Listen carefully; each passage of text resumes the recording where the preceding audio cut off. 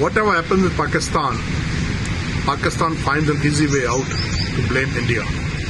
Whether it is the dwindling economy or it is the failing foreign policy or the failure of its democracy or the Bluch militants killing the security forces or foreign laborers.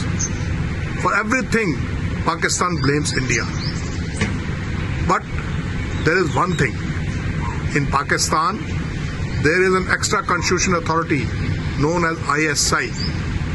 ISI for long has been harboring terrorists, calling them as assets and training them, financing them for operations in India. But ever since India has adopted a strong anti-terror policy and is not allowing these terrorists to infiltrate any more into its territory, these terrorists have become out of job. Fearing that they may create problem in its own backyard, Pakistan ISI has started eliminating them. To find an excuse, it blames India for that. That's absurd. And the worst part is that the Western media is also peddling the same narrative. It's shame. The recent story by The Guardian on targeting killing in Pakistan of terrorists by so-called India agents, it's a deliberate, fallacious, mischievous attempt by the Western deep state to discredit India. And they have done it on behalf of the Pakistan deep state, with which it has a long-term partnership of destroying and destabilizing regimes which they don't find suitable or not serving their interest, or displaying an independent streak, which India has proudly done over the last 1 decade. The rising India is an eyesore to them. It is also the internal dynamics of the so-called state-sponsored non-state actors in Pakistan and their internal struggles for supremacy, which are, to my opinion, responsible for the so-called spate of killings in Pakistan. In the state Pakistan is in today, that is the economic, diplomatic, even security fronts, it is no doubt an attempt to deflect the attention of its population. And as such, I think it should be treated with the contempt it deserves. Well, now Pakistan has refused to comment on the report that has been published by the Western media. But a quick response, let's also get in from our report on the ground. Kaswar, Pakistan themselves carried out an investigation in all of the killings that have taken place so far. They haven't put out any details, if at all, that they are alleging that India is behind it. How is it that they've not been able to provide a shred of evidence? Well, Shamanji, I spoke to the spokesperson of Ministry of Foreign Affairs today, and it is interesting that she declined her comments and saying that the government of Pakistan does not comment on the media report. But on the other hand, she sent me the statement which was in fact given by the Foreign Secretary of Pakistan's Minister of Foreign Affairs in January. And in January, he said that India was involved in extrajudicial killing in Pakistan, but no detail was given. No evidence has been given by the government of Pakistan as well. But also, it is interesting to see after 1.5 months that the Guardian story seems to be based on the lines that were actually given by the Minister of Foreign Affairs of Pakistan in January in this year as well. But so far, regarding your question, my answer is the government of Pakistan has not come up with any evidence to support their standpoint as well. Either they don't have the evidence, or if they have, definitely they will not give to the media as well. But what I'm getting from this process is Pakistan is planning a dossier to be sent to India and also to the United Nations as well. This is what I have got from the sources just a few minutes ago. Just a quick response with regards to the fact that why exactly would Pakistan suddenly shy away from responding? Because given the fact that a specific question was actually asked, that a thorough investigation has been carried out. That's what Pakistan has been claiming. But the question of evidence being shared, that has never happened. Well, I think if Pakistan government has the evidence, definitely they will provide it on the right forum.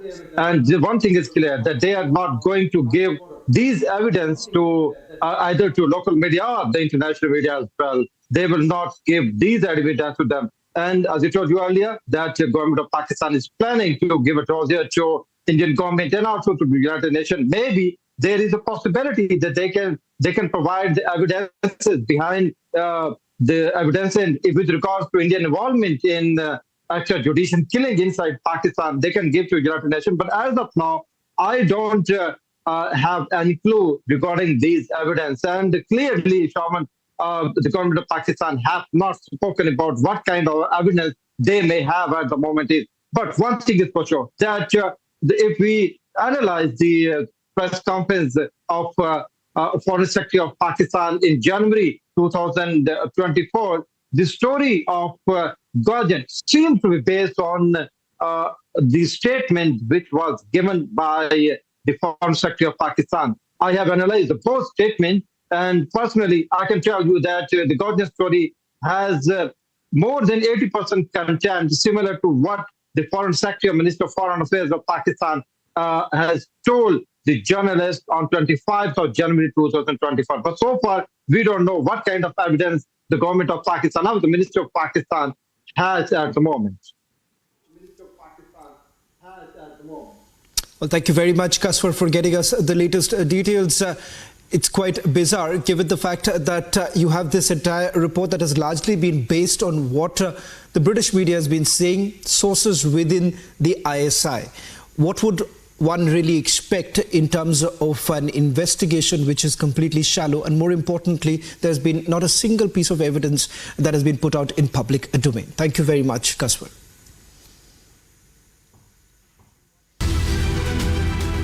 UN's top human rights body is considering a measure to call for an export ban of weapons to Israel as a part of a string of resolutions on the last day of its spring session. The draft resolution calls on countries to cease the sale, transfer and diversion of arms, munitions and other military equipment to Israel.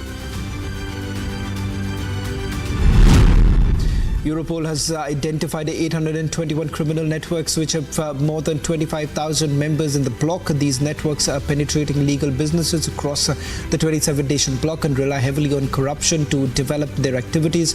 According to the agency, 86% of these criminal networks are able to infiltrate the legal economy to hide their activities and launder their criminal profits. In the wake of the last Friday prayers of the Muslim holy month of Ramadan today, Israeli police has tightened security in Jerusalem. This comes after 8 Palestinian worshippers were detained for allegedly chanting inflammatory slogans at Jerusalem's Al-Aqsa compound. The incident marks the first flare-up between Israeli forces and worshippers at the compound during this Ramadan as the Hamas-Israel war rages on in Gaza. U.S. Secretary of State Antony Blinken said that the measures the Israeli government has announced to expand the flow of aid into Gaza are welcome, but these measures may not be enough to meet the Biden administration's demands for dramatic improvements in humanitarian conditions in the territory.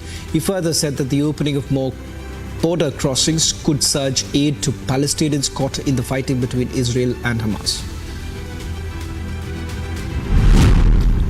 In a recent drone and missile attack, Russia attacked Ukraine's energy sector with renewed intensity and alarming accuracy, signaling to Ukrainian officials that Russia is armed with better intelligence and fresh tactics in its campaign to annihilate the country's power generation capacity. According to official data, at least 2 thermal power plants were damaged in the attack.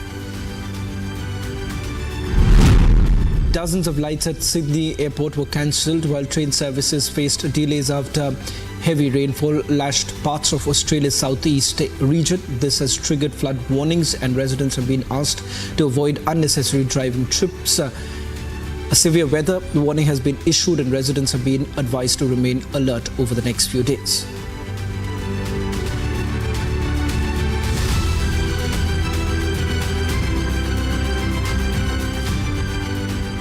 Shifting focus now to another controversy that's brewing in the state of Kerala, where the Chief Minister on Thursday objected to the telecast of the film Kerala Story by Doordarshan. Strongly criticizing the move, the Chief Minister said a public sector organization like Doordarshan should not become a puppet of the Sangh Parivar. 10 hours ago, following in the footsteps of Kerala Chief Minister, the leader of the opposition in Kerala has also objected to the film screening of Kerala Story. The leader of the opposition has written to the Election Commission requesting the withdrawal of permission for the film's screening. Listen to some of the reactions that are coming in. See, Kerala Story is a film which was given permission by the censor board. So I don't understand why, and it is a piece of art. And for a piece of art is something where the expression of the artistic expression is given and is there in the movie. So it is a right that is given. Right to expression is something that is there, which is part of the Constitution. So I understand that the left has always been saying that we are for freedom of expression. So now why they should be worried when such a movie is being aired, I don't understand. Sir, the allegation is that it's a propaganda of RSS-led Modi government to make communal conflict in the society. See, the left has been known for making absurd allegations, so which doesn't require any reply to that. What is there in Kerala Story? What to oppose them? Why they are opposing? No, censor board already cleared that. No, it's a real story happened in Kerala. Hundreds of women from Kerala already sent to Syria. Why they are sending to Syria? So love jihad and the sending to Syria is ISIS is very common in Kerala. They're saying it's a move to insult the society of Kerala as large. No, this is not against Kerala. This is against the terrorist organizations, what they are doing in Kerala, how the love jihad happens in Kerala. See, this is a story many Christian organizations, priests already conveyed this message to Kerala people. There is one case in Kerala High Court. So police itself gave affidavit. So this is happening in Kerala. This is not a lie. Why they are opposing? They are with the terror organizations. Well, now Robert Vadra has hinted at contesting the Lok Sabha polls from Amethi seat in Uttar Pradesh, which is considered to be the stronghold of the Gandhi family, which was considered rather, spelling out his interest in contesting the Lok Sabha polls. Robert Vadra said that he gets many offers from other political parties who promise to assure his victory in the polls. Remember, the Congress party has been completely silent after the defeat of Rahul Gandhi from the constituency of Amethi. They haven't even named their candidate from Amethi as well as Raebareli. Republic Today confronted Robert Vadra. Listen to what he had to say. Robert Vadra, did Sonia Gandhi, Mr. Robert Vadra, did Sonia Gandhi Raebareli to cut the Republic? Mr. Robert Vadra, Mr. Robert Vadra, Mr. Robert Vadra, did Sonia Gandhi, Mr. Robert Vadra, did Sonia Gandhi Raebareli to cut the Republic? Mr. Robert Vadra, Mr. Robert Vadra. Sir, just sir, are you a candidate? Are you a candidate? Please allow me to ask a simple question. Please leave. अरे मेरी बात देखो ना. इधर आ जाओ इधर. Are you a candidate from Amethi? Are you a self-declared candidate from Amethi? Are you a self-declared candidate from Amethi? BJP meanwhile has lashed out at Robert Vadra and Congress, saying that the Congress is a sinking ship and this is nothing but a desperate motive by the grand old party.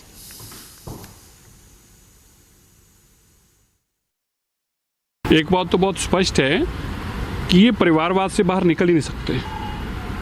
अब देखो Robert क्या बोल रहे हैं जी कि मेरे से उम्मीद करते हैं, फिर भी तुम क्या हो, तुमसे उम्मीद करते हैं? गांधी परिवार के दामाद होने के अलावा तुम्हारे पास ऐसा कौन सा सर्टिफिकेट है जिसे तुमसे लोग उम्मीद करते हैं? इन लोगों ने परिवारवाद के चलते इस देश को तबाह किया है और अभी भी ये अपने आप को बदलना नहीं चाहते। चाहते हैं कि हमारा छत्र राज देना चाहिए, बस हमारा राज सही तरीके से हमारा ही परिवार दिखना चाहिए। रॉबर्ट वाड्रा, मैं नहीं जानता, वही पहचान है क्या उनकी? प्रियंका गांधी के पति है। अच्छा है, कांग्रेस पार्टी तय करे, यही पहचान है उनकी, पूरे देश में यही पहचान होगी। मैं नहीं जानता और मुझे लगता है अमेठी की जनता भी नहीं जानती, क्योंकि अमेठी की बेटी तो वहीं रह रही है, स्मृति ईरानी। आप याद करें, जब कोई नौका डूबने लगती है तो उसमें जितने भी सवार लोग होते हैं जान बचाने के लिए बाहर आ जाते हैं। कांग्रेस पार्टी डूबता हुआ जहाज है, इसकी सवारी कोई नहीं करना चाहता। हमारे पास उनका कोई आवेदन प्राप्त नहीं हुआ है। भारतीय जनता पार्टी को इससे कोई लेना देना नहीं है। हाँ, अगर वो चुनाव लड़ना चाहते हैं तो उनकी सासू माँ और उनके साले साहब जाने, उनकी पत्नी जाने, भारतीय जनता पार्टी के इससे कोई सरोकार नहीं है। हमारे पास उनका कोई आवेदन प्राप्त नहीं हुआ है। भारतीय जनता पार्टी को इससे कोई लेना देना नहीं है। हाँ, अगर वो चुनाव लड़ना चाहते हैं तो उनकी सासू माँ और उनके साले साहब जाने, उनकी पत्नी जाने, भारतीय जनता पार्टी के इससे कोई सरोकार नहीं है।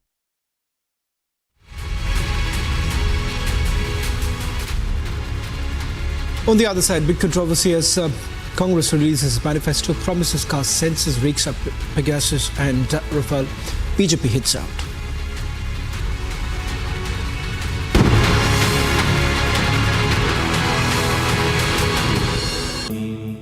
Amity has been ranked India's #1 private university for the 11th year by India Today, a testimony to Amity's world-class education whilst imbibing values and sanskars in students.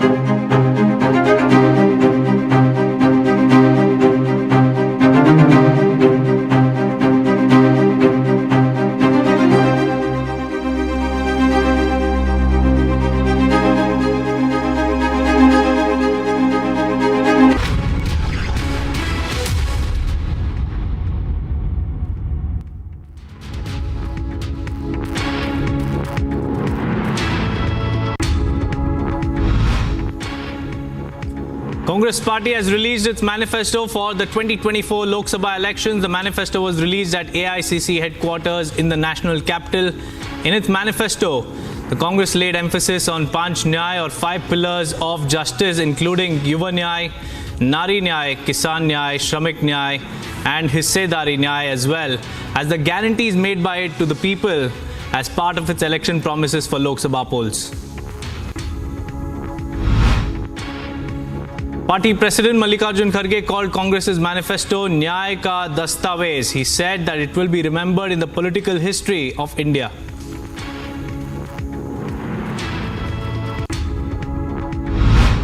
हमारा ये घोषणा पत्र देश के राजनीतिक इतिहास में न्याय के दस्तावेज के रूप में याद किया जाएगा।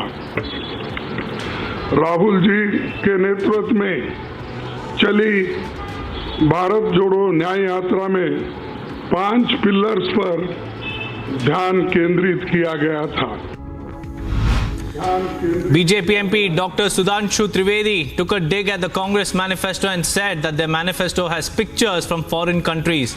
He questioned the Congress over who is putting these fake pictures in their manifesto. भ्रम का, झूठों का पुलिंदा और दूसरी तरफ भरोसे की गारंटी। तो मोदी की गारंटी जो भरोसे की गारंटी है और भ्रम का पुलिंदा जो उनके बयान से लेके और फोटो तक दिखाई पड़ रहा है। Taking a jab at Congress's manifesto, also called the Nyay Ka Dastavez, which means document of justice, BJP's Jaiveer Shergill called the manifesto Anyay Patra, meaning letter of injustice. Congress should release a Anyay Patra, a white paper on Anyay done by the Congress on the issues of national security, where they should explain why did Congress give away 38,000 square kilometers to China? Why did Congress callously give away the islands of Kachathevu? A day before his bail hearing in the High Court, jailed AAP leader Manish Sisodia pens a letter addressing Delhi people. In his letter, Manish Sisodia gave hints of him being released, saying, "See you soon outside." BJP MP Manoj Tiwari slammed the Aam Aadmi Party over Liquorgate. He said that the BJP will bring a white paper on the liquor scam and it will prove BJP's accusation right. Prime Minister Narendra Modi will visit Assam on April 17th and address a rally in Nalbari ahead of the Lok Sabha elections. Union Home Minister Amit Shah will also visit Assam over 2 days on April 7th and 8th, during which he is scheduled to address 3 rallies. Kerala Chief Minister Pinarayi Vijayan said that Doordarshan should immediately rescind its decision to broadcast the film The Kerala Story. He added that it is a film crafted with the explicit purpose of fomenting hostility towards Kerala. On Doordarshan to broadcast the movie Kerala Story, Jammu and Kashmir National Conference Chief Farooq Abdullah said that the movie was a lie and that it tried to create tensions in the country and create a divide between Hindus and Muslims. Union Minister V. Muralidharan denounced the claims of the left and their opposition over the broadcast of the Kerala Story on DD. He said that Kerala Story is a film which was given permission by the censor board and it is a piece of art. He further said that right to expression is given by the Constitution and left has always been saying that they are for freedom of expression. Then why should they be worried about such movies being aired? He also said that the left has been known for absurd allegation. The Rouse Avenue Court granted interim bail to accused persons except Karti Chidambaram in the Chinese visa scam money laundering case till next date of hearing. Karti Chidambaram was earlier granted interim protection by the High Court. On Mallikarjun Kharge's statement on PM Modi, Union Minister Prahlad Joshi took a jibe at the Congress president, saying a president of the so-called Grand Old Party should not use such language. Kharge made derogatory remarks against PM Modi, saying PM was sleeping after taking opium while China entered Indian territory. While addressing a public meeting in Aligarh, Uttar Pradesh Chief Minister Yogi Adityanath took a dig at the Samajwadi Party, saying that Gunda and Mafia Raj has been wiped out of the state. In a startling revelation, Harish Rawat, the former Chief Minister of Uttarakhand and senior Congress leader, has criticized the Congress party for its laziness. The senior leader's remark has sparked a flurry of questions and speculation. Karnataka Congress filed a complaint with the Election Commission against BJP MP and candidate Shobha Karandlaje for allegedly violating the Model Code of Conduct by sticking posters of a program in the city. Incumbent Mandya MP Sumalata Ambarish, who won as an independent in the 2019 elections by defeating Kumaraswamy's son Nikhil Kumaraswamy, joined the BJP. She also said that she will not contest the upcoming polls. Karnataka MP Sumalata Ambarish expressed gratitude to the BJP after she joined the party. She said that she believes in the leadership of PM Modi and that PM Modi fulfills his promises. BJP National President JP Nadda took a dig at the Indy bloc. He said that India Alliance is all about dynasty politics. He added that Indy bloc is corrupt.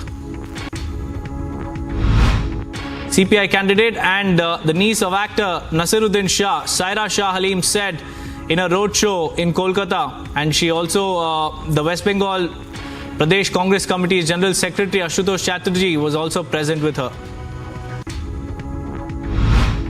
Security has been heightened in Lakshadweep ahead of the Lok Sabha election. Voting in Lakshadweep is all set to be conducted on April 19th. On the infiltration in Uri, where two terrorists have been neutralized, an encounter is still going on. Jammu and Kashmir IGP says that JAK-RIF was neutralized, one terrorist, and as per latest reports, the body of the terrorist has also been retrieved. Two people were severely injured after a bomb blast in Kannur. The explosion occurred during the process of making bombs, resulting in serious injuries to the two individuals involved. Now, the police have registered a case and the investigation has started. Two hardcore Maoists surrendered in Chhattisgarh before the police in Sukma. The Maoists carried a reward of 8 lakh rupees each. The police further appealed all Maoists to surrender to the police. Indian Meteorological Department has warned of thunderstorms on April 7th and 8th. April in Marathwada region of Maharashtra. Asked people to take precautions while going out. They have also stated that people must take care during the ongoing heat wave conditions in Marathwada and Vidarbha. UP Minister Danish Azad says that the government will study the SC's decision, adding that the guidelines received for madrasa education will be worked upon. He further clarified that UP government is working towards mainstreaming of students in madrasas. RBI Governor Shaktikanta Das said that the heat wave predictions in the coming months won't impact wheat prices, but the impact on vegetable prices need to be watched out for. This comes amid Indian Meteorological Department's prediction of above normal temperature and heat wave in the months of April and June.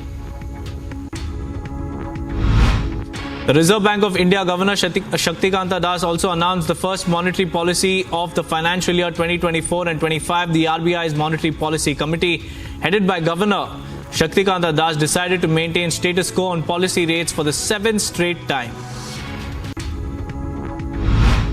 RBI Governor Shaktikanta Das announced the first monetary policy of the financial year, and it decided to keep the policy repo rate unchanged at 6.5% for the 7th consecutive time. UP anti-terrorist squad arrested 2 Pakistani nationals and their aide who were planning to carry out terror attacks in India. According to the ATS, the Pakistani nationals entered India through Nepal border and posed as Indian citizens on forged documents. Indian Coast Guard Chief Director General Rakesh Pal today visited ICG stations at Puducherry to oversee the infrastructure projects. He also visited the upcoming Coast Guard Air Enclave at Puducherry, which is expected to strengthen the maritime and coastal security of the country.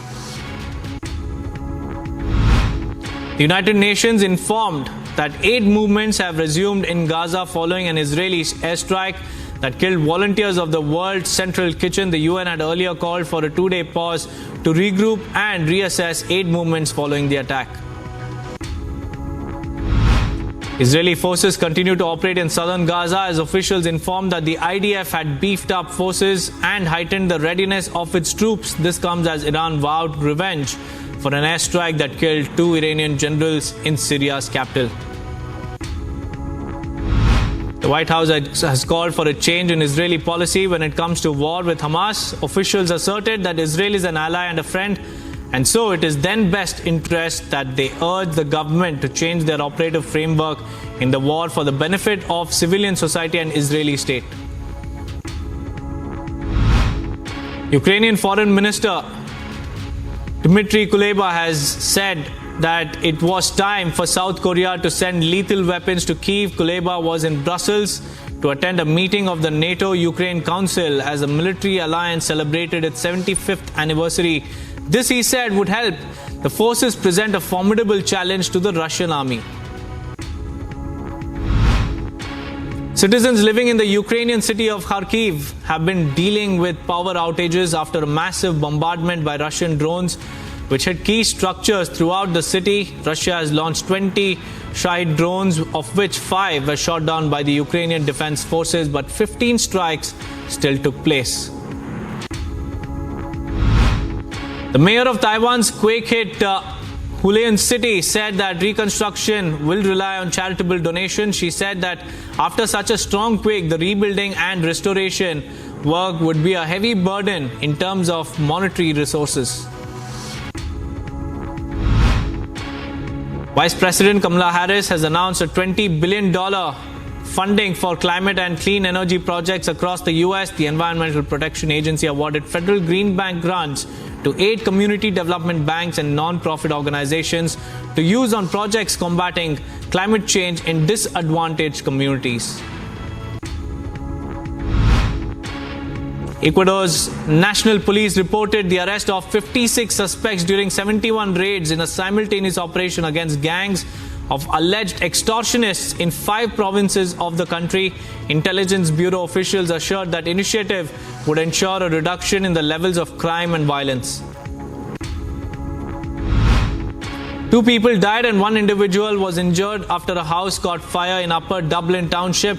Reports suggest that a 35-year-old man was able to escape when the fire broke out, but his 2 parents were trapped in the single-family house along with the family's dog. Argentine President Javier Milei renewed the government's plans to create a US-Argentina joint naval port. Officials said that the base would make both countries an entrance to the Antarctic, which will offer logistical support and repairs to vessels traveling through the southern Atlantic. In a recent drone and missile attack, Russia attacked Ukraine's energy sector with renewed intensity and alarming accuracy, signaling to Ukrainian officials that Russia is armed with better intelligence and fresh tactics in its campaign to annihilate the country's power generation capacity. Dozens of flights at Sydney Airport were cancelled, while train services faced delays after heavy rainfall lashed parts of Australia's southeast region. This has triggered flood warnings and residents have been asked to avoid unnecessary driving trips. A severe weather warning has also been issued and residents have been advised to remain alert over the next few days.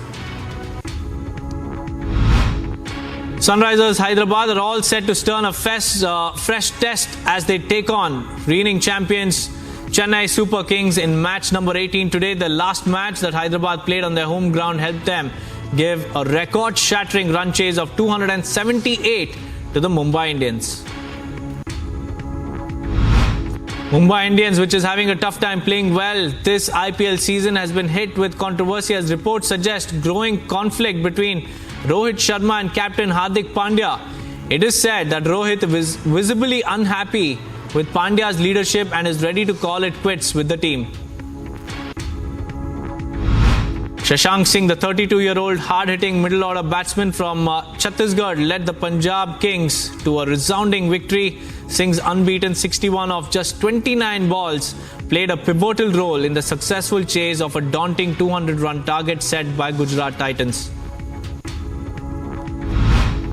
Neeta Ambani recently celebrated the 1-year anniversary of Neeta Mukesh Ambani Cultural Centre, which is dedicated to showcasing the best of India to the world across diverse genres. In the past year, NMACC has hosted over 670 artists and 700 shows. Popular actor Archana Puran Singh took to social media to share her experience about dealing with anxiety. She mentioned her struggle with panic attacks and lengthy periods of depression when no one was around to help her cope with it. She added, however, that despite these setbacks, she appreciates the life she has led as a star on the big screen. Hours after Dev Patel's directorial debut, Monkey Man hits the screen, social media was flooded with positive reviews. Netizens described the project as Indian version of John Wick, while others claimed that it had pulse-pounding action sequences.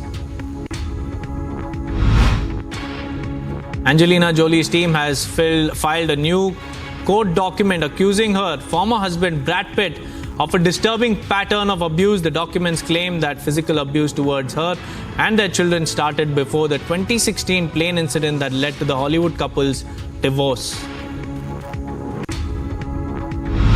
Hundreds of dancers from around the world auditioned for the Radio City Rocket.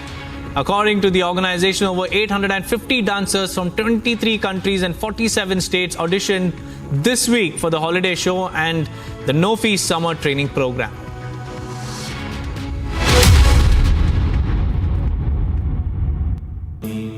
Amity has been ranked India's #1 private university for the 11th year by India Today, a testimony to Amity's world-class education whilst imbibing values and sanskars in students.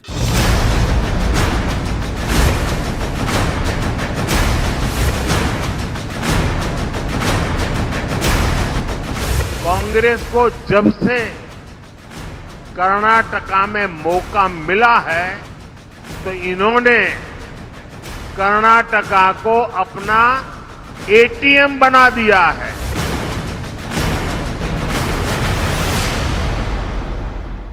यहाँ पे baggy, Delhi में हगी, यही है उनकी political compulsion, यही है उनकी पॉलिटिकल स्ट्रेटेजी।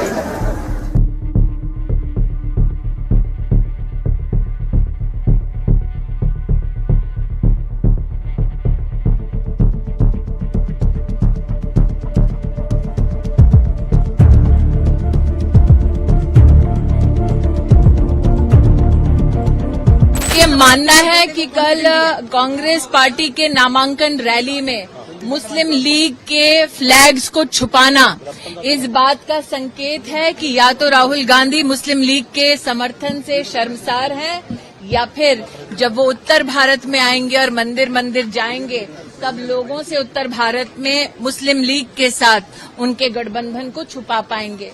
मैं केरला आकर और विशेषतः वायनाड आकर देखकर ये स्तब्ध हो गई हूँ, आश्चर्यचकित हूँ कि पीएफआई जैसी आतंकवादी संगठन के बैन के बावजूद पीएफआई के पॉलिटिकल लीडरशिप से राहुल गांधी समर्थन अपने चुनाव के लिए ले रहे हैं। आज नॉमिनेशन में हम सब जानते हैं कि एक प्रत्याशी को, एक कैंडिडेट को oath of allegiance to the Indian constitution लेने की दरकार पड़ती है। तो राहुल गांधी संविधान के प्रति अपने ओथ को झुठला चुके हैं जब उन्होंने पीएफआई की पॉलिटिकल लीडरशिप से समर्थन अपने चुनाव के लिए लिया। Well, there is a hugging in Delhi and a begging in Kerala which needs to be explained. Why is it that when the alliance partners come together for a rally in the national capital, there seems to be no animosity, but when it comes to the seat of Wayanad, there is this competition that is taking place. That Rahul Gandhi that creates animosity against Sanatan Dharma when he does politics in the south of India. Why then does he go to every temple of repute in the north of India when he wants to fight an election?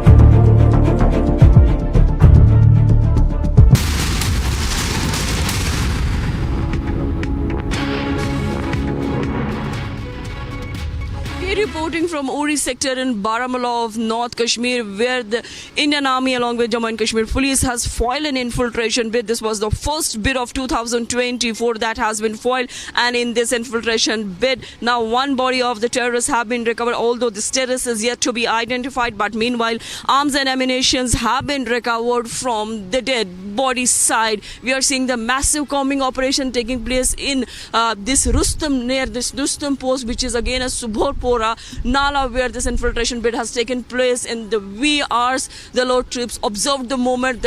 They were asked that to identify themselves, but the terrorists opened the fire, and then Indian Army retaliated. As per the sources, that there were the number of terrorists that had tried to sneak in the Indian territory, but they were retaliated and they were pushed back. As of now, the one body has been recovered, but there are then confirmed reports that suggest that one more terrorist has been neutralized, although the body remains to be unclaimed by the forces. But we are seeing the combing operations taking place. Meanwhile, the security officials have been maintaining that these kind of bids are usually foiled, or the Pakistan tries to push infiltrators when the country is going for a major exercises like the upcoming polls on. Then we see that Baramulla, being the sensitive district, has a close proximity to Pakistan occupied Jammu and Kashmir. With VJ Mubashir Hussain, I'm Zinat Zishan Fazil for Republic in Uri.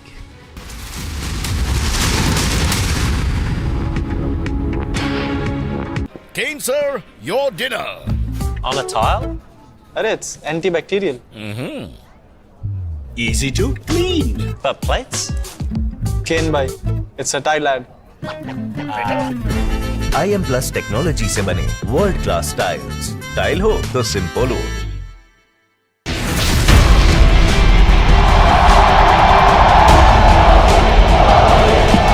दुनिया की सबसे पुरानी भाषा तमिल भाषा हिंदुस्तान की है।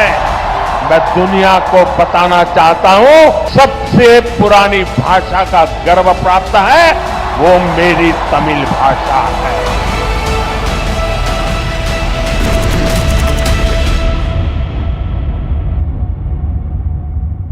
Kane, sir, your dinner.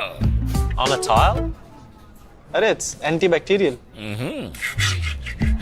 Scratch resistant also. But plates? Kane bhai, it's a tile lad. IM Plus technology से बने वर्ल्ड क्लास टाइल्स। टाइल हो तो सिंपल हो।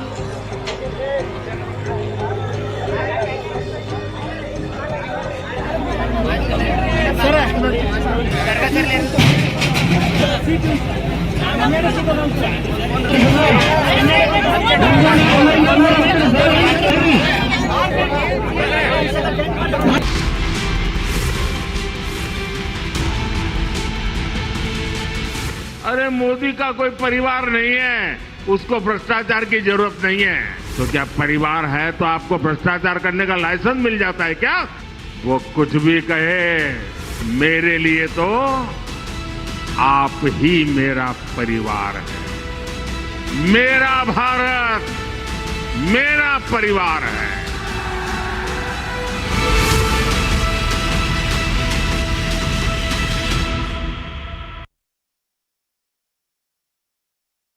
Kane, sir, your dinner. On a tile? Arey, it's antibacterial. Scratch resistant also. But plates? Kane bhai, it's a tile ad. IM Plus technology से बने world class tiles. Tile हो तो simple हो। Amity has been ranked India's #1 private university for the 11th year by India Today, a testimony to Amity's world-class education whilst imbibing values and sanskars in students. Kane, sir, your dinner. On a tile? Arey, it's antibacterial. Easy to clean. But plates? Kane bhai, it's a tile ad. IM Plus technology से बने world class tiles. Tile हो तो simple हो।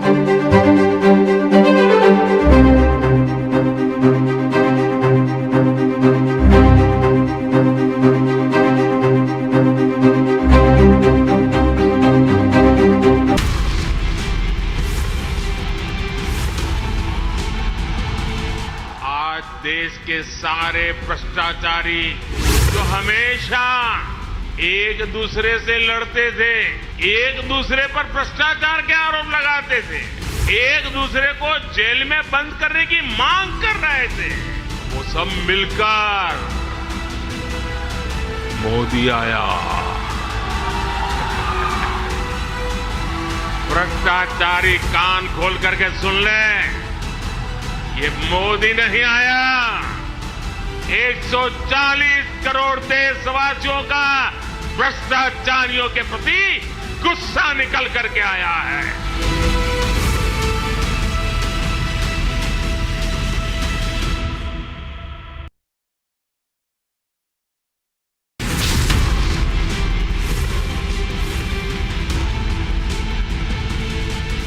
अरे मोदी का कोई परिवार नहीं है, उसको भ्रष्टाचार की जरूरत नहीं है। तो क्या परिवार है तो आपको भ्रष्टाचार करने का लाइसेंस मिल जाता है क्या? वो कुछ भी कहे, मेरे लिए तो आप ही मेरा परिवार है। मेरा भारत मेरा परिवार है।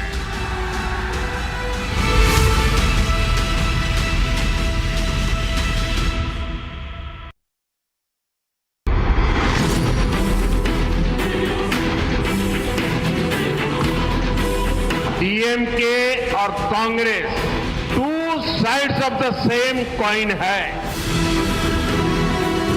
नरेंद्र मोदी भाइयों और बहनों सिर्फ मुखौटा है, छप्पन इंच की छाती नहीं है। जो भ्रष्टाचार करेगा वो जेल की सलाखों के पीछे चला जाएगा। हिंदू धर्म में शक्ति शब्द होता है, हम शक्ति से लड़ रहे हैं। स्वरूपा माताओं बहनों की रक्षा के लिए जान की बाजी लगा दूंगा।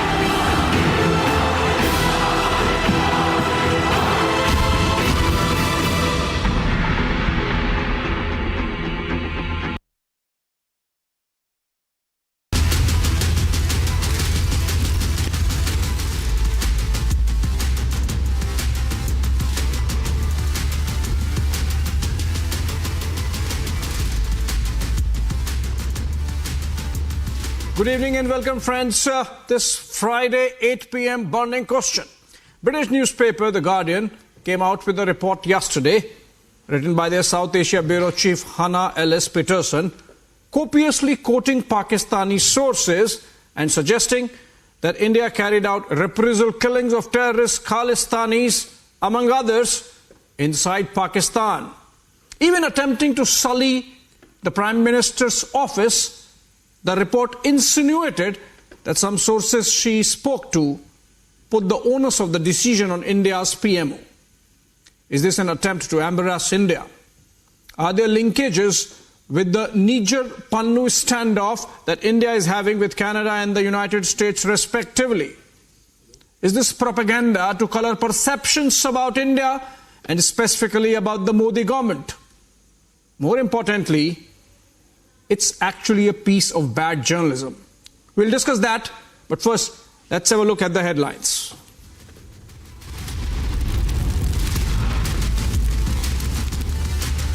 The Guardian puts out report claiming India ordered killings of terrorists in Pakistan. Is British media pushing Pak narrative now?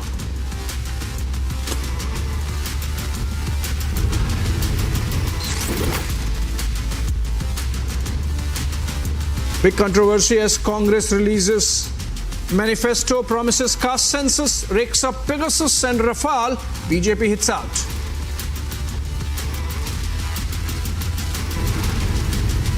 The Kerala story controversy is back as Kerala Chief Minister objects to Doordarshan's move to telecast the movie.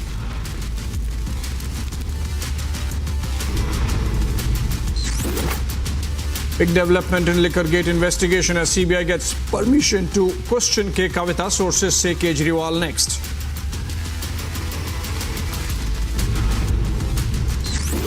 Robert Vadra announces candidature from Amethi for the big election, but ducks and dodges Republic's specific questions.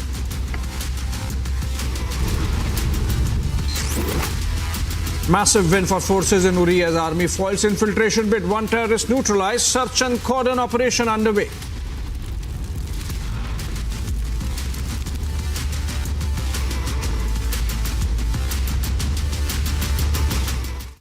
Welcome back again, friends. While on the one hand, the opposition has been calling for a level playing field ahead of Lok Sabha elections, foreign media is at it once again to interfere and influence Indian elections. Or that seems to be the case. This time is the British media outfit, The Guardian, that has released a report alleging that India's research and analysis wing is involved in the unknown killings of terrorists in Pakistan through the use of a sleeper cell network. The evidence submitted by The Guardian cites Pakistani officials alleging these claims.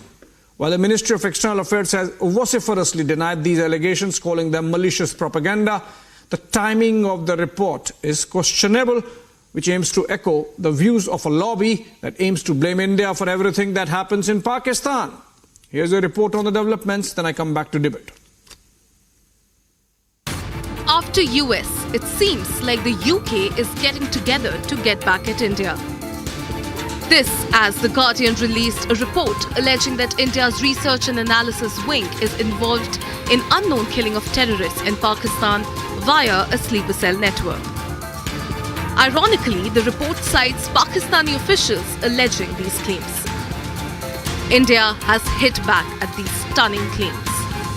ISI for long has been harboring terrorists, calling them as assets. But ever since India has adopted a strong anti-terror policy and is not allowing these terrorists to infiltrate any more into its territory, these terrorists have become out of job. Fearing that they may create problems in its own backyard, Pakistan ISI has started eliminating them. It blames India for that. And the worst part is that the Western media is also peddling the same narrative. Why is the foreign media singing to Pakistan's tunes? That is the burning question.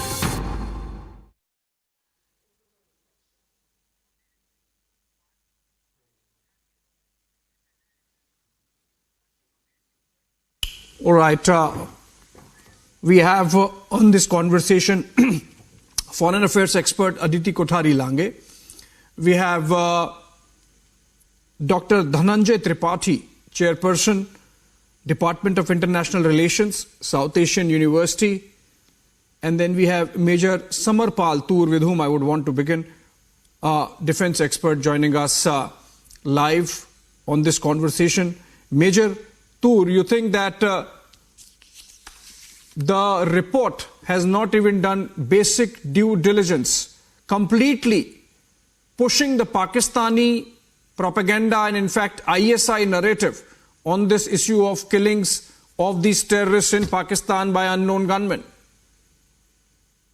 Well, to begin with, Abhishek, I would rather say that the reason why the countries are speaking up against India is a direct fallout of our support and good relations with Russia.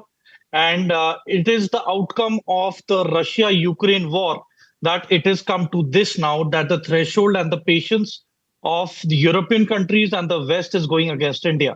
Recently, we saw Germany give comments regarding Mr. Kejriwal, then followed by USA doing that, and now the UK's newspaper, The Guardian. So it is all systematically being done by the Western countries, and they have a very good intelligence network, number one. Number two, let us not forget that Pakistan is the hotbed of harboring terrorists. And what more proof would anybody want than Osama bin Laden being caught in Abbottabad, 5 kilometers away from the Pakistan military academy?